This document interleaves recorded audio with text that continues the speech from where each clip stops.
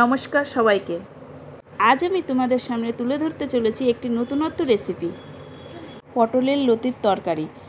তার জন্য ঝিঙে, বেগুন, পটলের লতি আগের থেকে কেটে রেখেছি, আর মটরের ডাল ভিজিয়ে রেখেছিলাম বড়া করব বলে। মটরের ডাল বেটে নিয়েছি, পোস্ত বেটে নিয়েছি, এগুলো সাইডে রেখে দিব।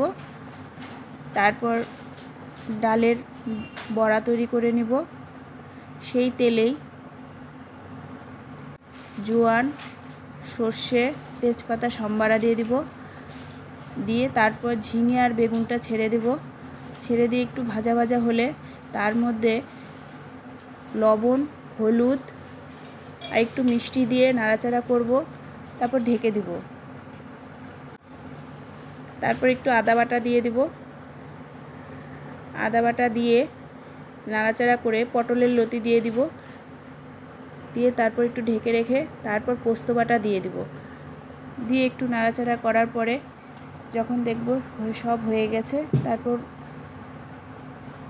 ডালের বড়ি দিয়ে ঘি দিয়ে নামিয়ে নেব। আজকের মতন এটুকুই। সবাই ভালো থেকো, সুস্থ।